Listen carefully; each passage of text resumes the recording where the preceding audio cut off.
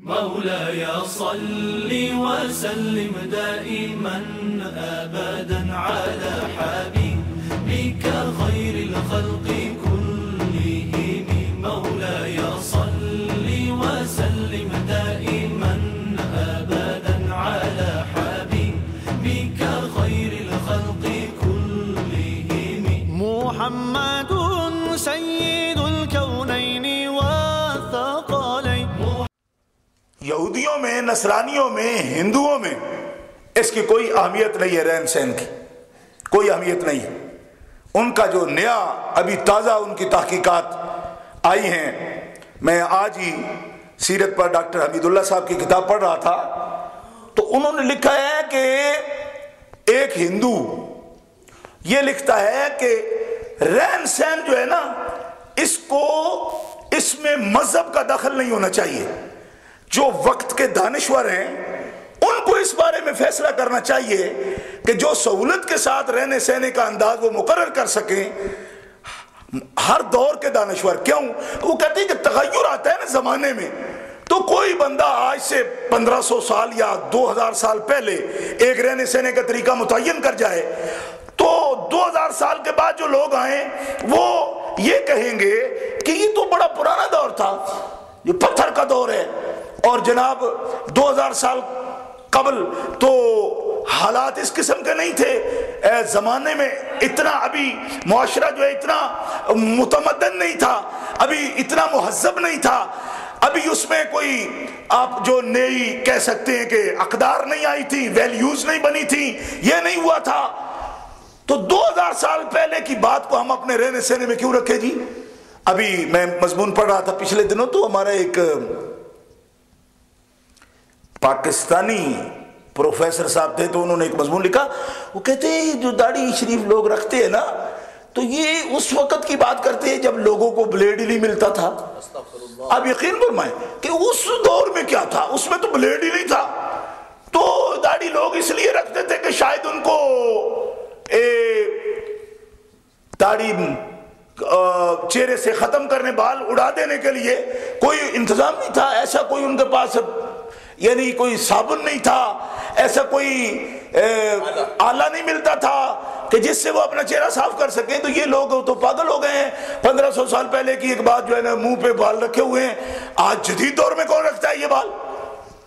تو ہم نے کہا سبحان اللہ، یعنی سیرت سمجھنے کا یہ بھی بڑا عمدہ اسلوب ہے کہ داڑھی لوگ اس لیے رکھتے تھے. تو میں نے کہا جو اس وقت منڈاتے تھے، قبل از مسیح 4000 سال بھی جو منڈاتے تھے داڑھی، یعنی یہ تاریخ پکی بات موجود ہے کہ قبل از مسیح کئی ہزار سال پہلے بھی ایک پورا معاشرہ تھا جو داڑھی نہیں رکھتا تھا. تو ہم نے کہا ان کو بلیڈ کون دیتا تھا؟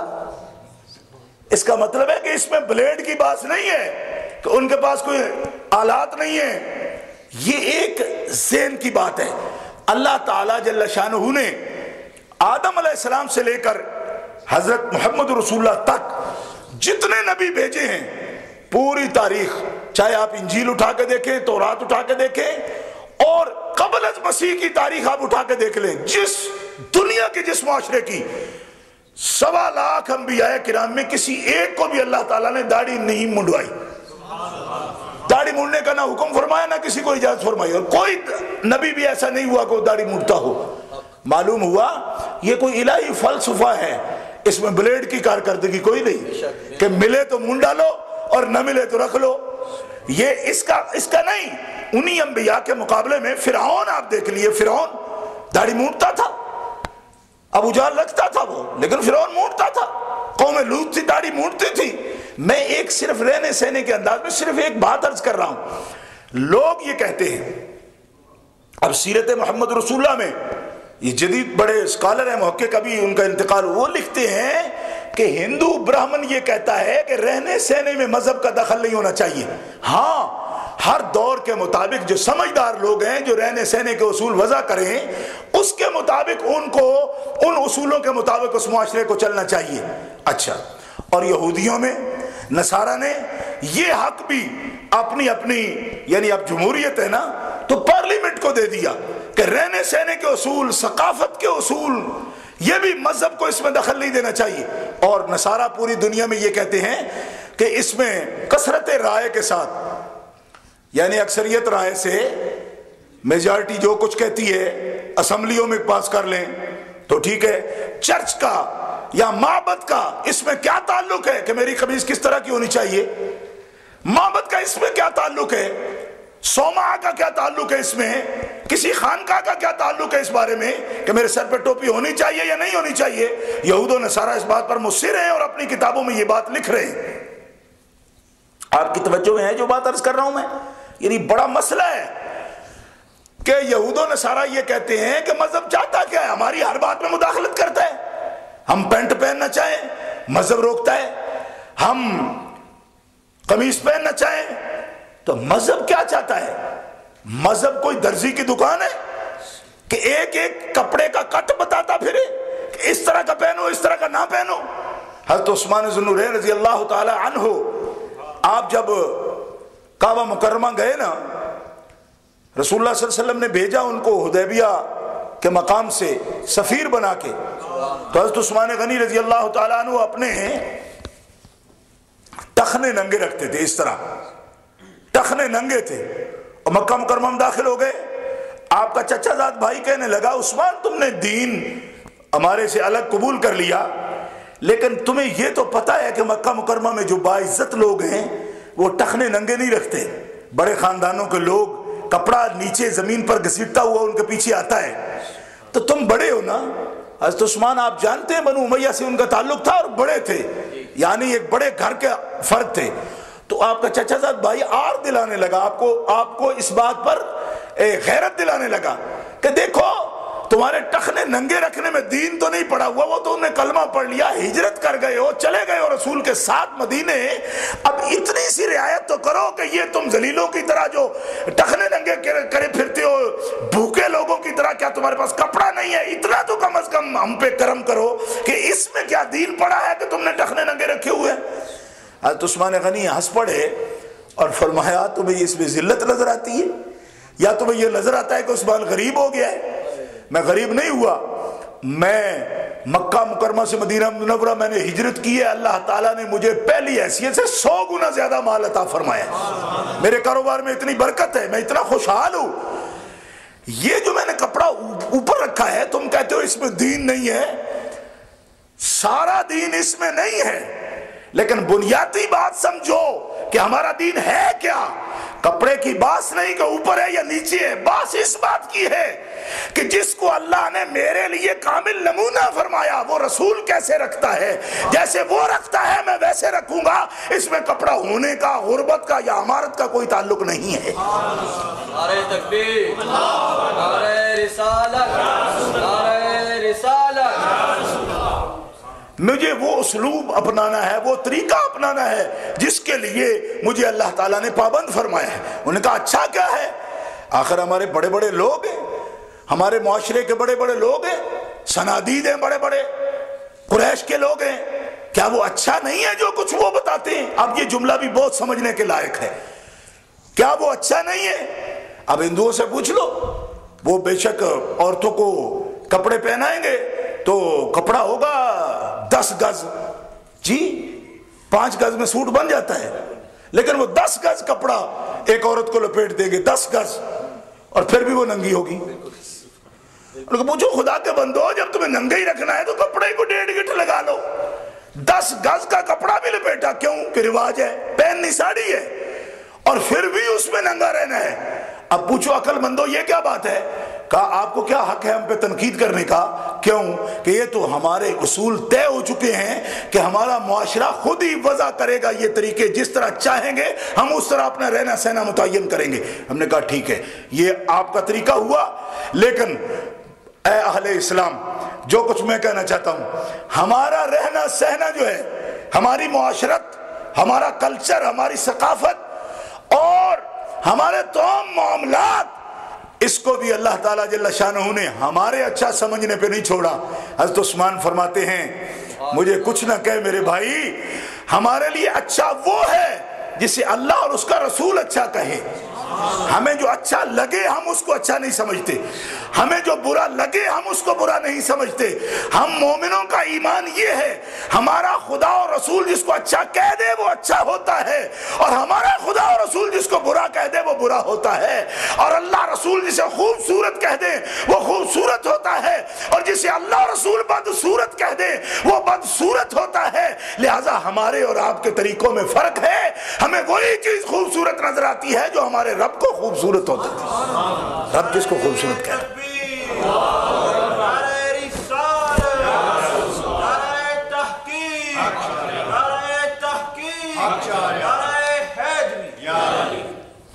اب آپ اندازہ فرما سکتے ہیں کہ اسلام کا طریقہ یہودیت، نصرانیت، بدھ مت، ہندو مت سب کے مقابلے میں سب سے یعنی اس وقت جو تہذیب سب سے پرانی کہی جا سکتی ہے وہ اسلام کی ہے۔ کیوں؟ وہ تو ہزاروں رنگ اس میں بدل چکے۔ اسلام اپنی 1400 سالہ تہذیب میں جس چیز کی ہم مذہب جس چیز کی آپ سے تقاضا کرتا ہے، ڈیمانڈ کرتا ہے، آپ غور فرمائیں کہ وہ لوگ اپنے ظاہر و باطن میں کہاں تک گزر گئے۔ انبیاء اگر ان کے انبیاء کرام ہمیں بتائیں اس وقت، یعنی کبھی چشم تصور میں یہ بات لائیں کہ جن لوگوں کو انہوں نے پڑھایا، سکھایا، جن کو اپنی سیرت بتائی، واللہ العظیم انہوں نے جس طرح اس کو انتقال کیا، منتقل کیا، آگے چلاتے رہے، اس کو ڈیلیور کرتے رہے، آج اگر وہ نبی ہمیں بتائیں کہ ہم نے کیا سکھایا تھا تو لاکھوں میں ایک بندے کا بھی نشاندہی کرنا ان کے لیے مشکل ہوگا جو خدائی تعلیم ہم لائے تھے اور جو سیرت ہم نے بتائی تھی وہ ہماری ملت میں کس کے پاس ہے۔ لاکھوں میں ایک کا تعین نہیں کر سکتے، حالانکہ بہت زیادہ وقت نہیں گزرا، عیسیٰ علیہ السلام کو 2000 سال ہی گزرے ہیں نا بھائی، ابھی 2006 ہی تو ہے نا، 2006 ہی ہے نا، تو اس میں سے 600 سال ہی نکلیں گے تو 14 ہو جائیں گے نا۔ مطلب ہے کوئی بہت پرانی تہذیب نہیں کہہ سکتے آپ، 1400 سال بھی تو بڑا زمانہ ہوتا ہے۔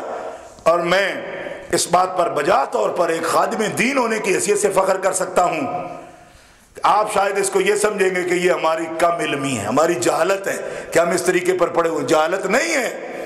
غور فرمائیں کہ میں ایک خادم دین ہونے کی حیثیت سے فخر سے کہہ سکتا ہوں کہ پوری ملت کے پاس ایک بندہ بھی ایسا نہ ہو جو نبی کی زبان میں کلام کر سکے، نبی کی سیرت میں رنگا ہوا ہو، نبی کی زبان میں کلام کر سکے اور نبی کا دین نبی کے سامنے بیان کر سکے۔ اور میں قسم اٹھا کر یہ کہتا ہوں، اور یہ کوئی اتنی نظری بات نہیں، بدیہی بات ہے، آپ خود نوٹ کریں گے کہ اللہ کے رسول صلی اللہ تعالی علیہ وسلم فرض کریں ہمیں آپ بتائیں گے، آپ ہمیں بتائیں اس وقت، تو آپ کو اس کے لیے سعودی عرب میں، حجاز مقدس میں نظر فرمانے کی ضرورت نہیں، پاکستان میں نہیں، ہندوستان میں نہیں، اس کے لیے مراکش یا الجزائر جانے کی ضرورت نہیں۔ غیر مسلم معاشروں میں بسنے والے اپنے امتیوں میں سے بھی ان کو بیسیوں مل جائیں گے جو ابھی شکل و صورت بھی آپ کی طرح رکھتے ہوں گے اور قرآن بھی اسی طرح پڑھتے ہیں جس طرح جناب محمد رسول اللہ نے پڑھا ہے۔ یہ قدامت کی بات نہیں ہے، یہ اس رویے کی بات ہے۔ اللہ کے فضل و کرم سے جو امت کے پاس ایک بہت بڑا اللہ کا ورثہ ہے اور خدا کی امانت ہے کہ ہم نے رسمن تیرے دین کو نہیں اپنایا، تیرے رسول کا جب نام لیتے ہیں تو رسمن نہیں لیتے کہ اس طرح تو ہر گلی اور چوراہے پر عیسیٰ روح اللہ کی بھی تصاویر ٹانگتے ہوئے لوگوں نے بڑے بڑے مجسمے لگا رکھے ہیں۔ اس طرح کوئی کہہ سکتا ہے کہ ان کا نبی سے تعلق نہیں؟ نبی سے تعلق اگر صرف نام لینا ہو تو پھر ہزاروں تعلق ان کے بھی ثابت ہو سکتے ہیں، لیکن ان کی تعلیمات سے، ان کے احکام سے، ان کی سیرت سے اگر کوئی ایک نمونہ پیش کرنا پڑ جائے تو بڑا مشکل ہو جائے گا۔